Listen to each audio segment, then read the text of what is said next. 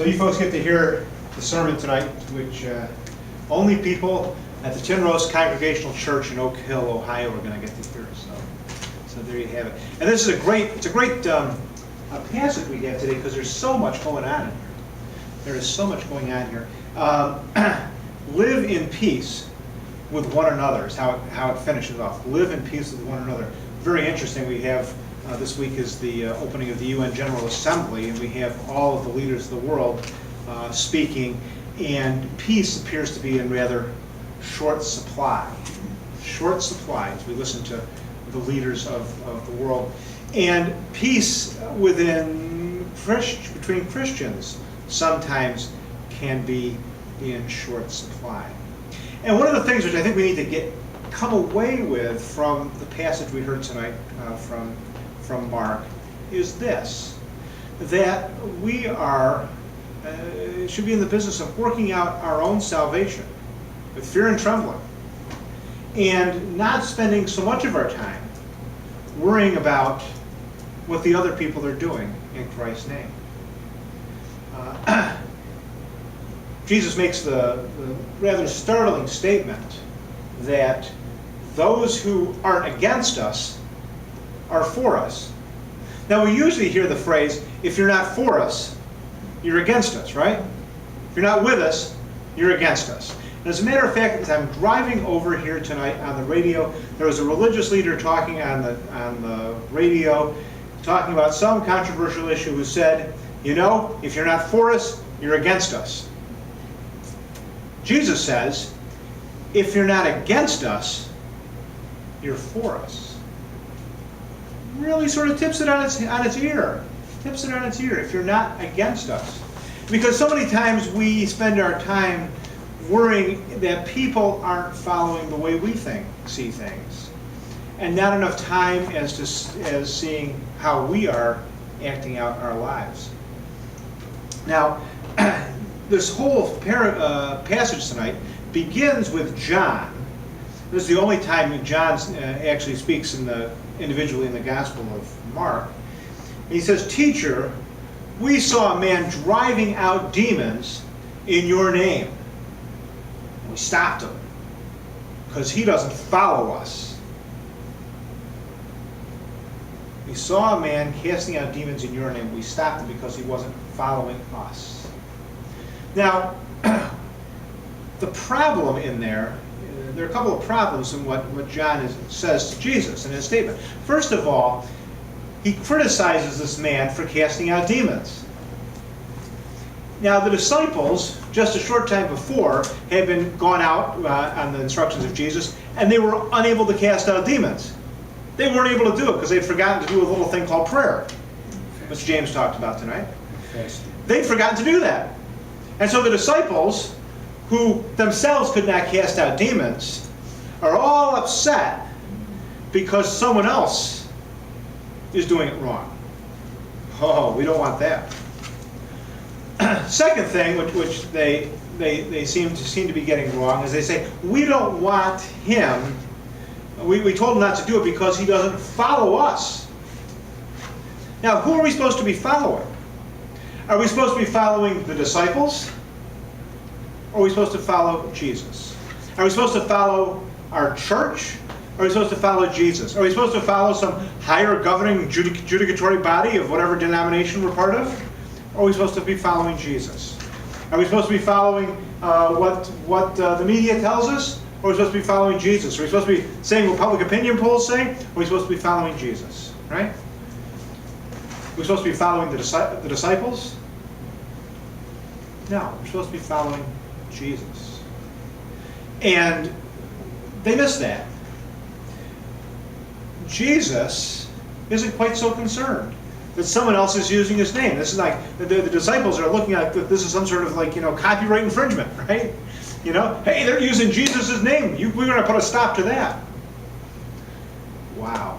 I had the opportunity. There was a small little church up in the North Country, and every year this church would open up in the summer, and they would have services, in July and August, and they bring visiting pastors in, and they get like, 40 people, 45 people during the summer for their worship services. And this church, somebody reported that one of the people who was setting it up was a retired lay preacher, and therefore was not authorized to set that up. Okay. And then the larger denomination looked at this church and said, well, they're not on our records. This church actually dissolved in 1957. Well, who are they? We don't have any records of them. You can't be meeting there. We're going to close you down because you're not on the records. You're not following the rules. And they did. They shut them down for a year. Wow.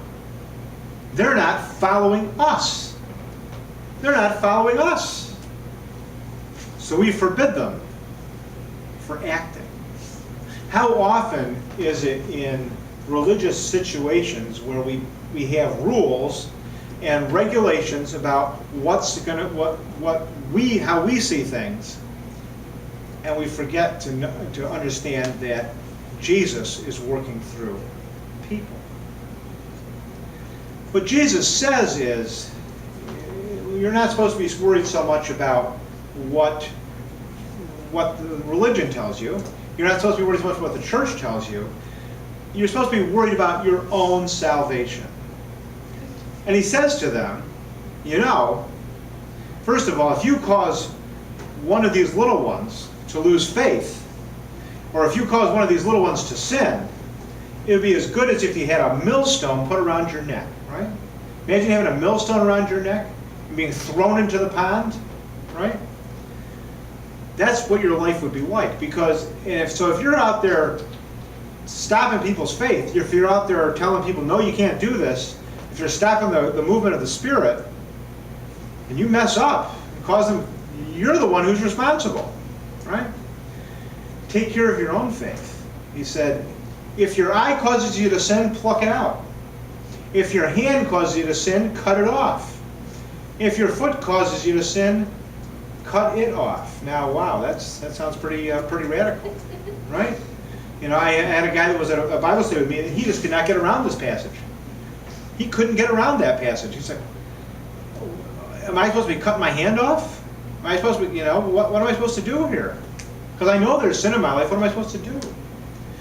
Now, some religions, the Muslim religion, the fanatical ones, right? They'll cut the hand off of people who steal, right? They'll do other things like that. They'll cut it off. But what's Jesus saying? Let me ask you this. Does your eye ever cause you to sin? No, your eye doesn't cause you to sin. Does your hand cause you to sin? I stole that candy bar from the store. It was the hand. That's what did it. It was him. Right? Is it your foot that causes you to sin? No. Do any of those things cause you? What causes you to sin? Right?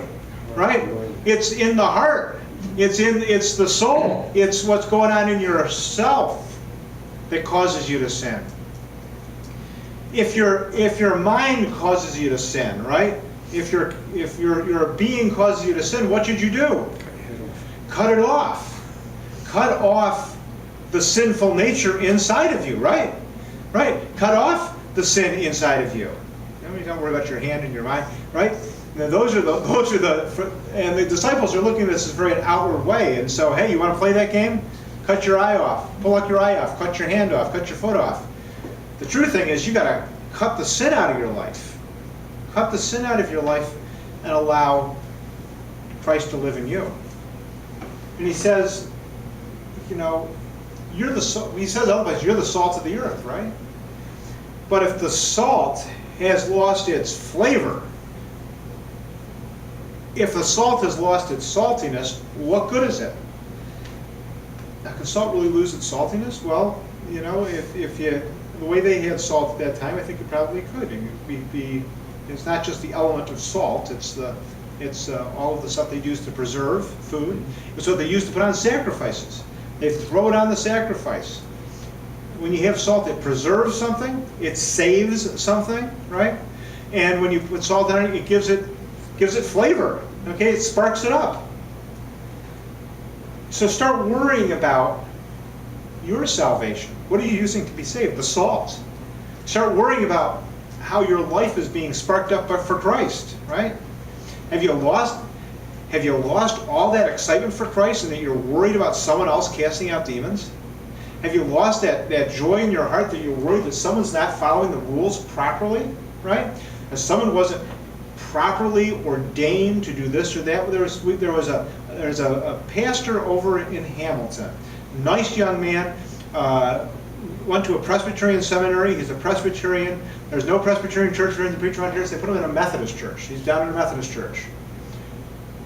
Oh, the amount of machinations they had to do to allow him to be at the Methodist church. You know, they had to go through all sorts of committees between these two denominations. Hello, the guy's preaching, let him do it, right? Right? But we have all of these rules. Have you lost all your excitement and joy? That you've lost your flavor? You don't want that.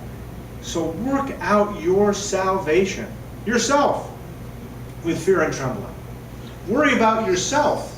You know, one of the great parables Jesus says, if your brother has a speck in his eye, how do you get it out if there's a plank in your eye? Okay? If you got a big stick in your eye, how do you get the little speck out of your brother's eye? Well, take the plank out of your eye first, right? Right? Isn't that it? So you take care of yourself, take out care of your salvation, then everything else will work itself out. Stop worrying about other people getting it all wrong. Stop worrying about, you know, what's going on with how other people believe and how other people are worshiping. If they're not against you, they're not against Christ, they're for Christ. And if they're doing good works, they can't help but work it out. They can't help but start to love God, even if they don't have it quite right as we see it. Don't worry about them following you. Worry about people following Jesus. And you take care of your own salvation. Work it out now. Okay? So that you're not going to be cast into hell, right? Where the worm never sleeps. But that you will be able to enter into life eternal with a clean heart, a clean spirit, and a redeemed soul. That, my friends, is good news, right? Take that good news and share it. And if you feel sometime this week you want to criticize somebody else and how they believe, think, hey, have I got my act together yet? That's something that you got to take in mind. Let's gather and pray.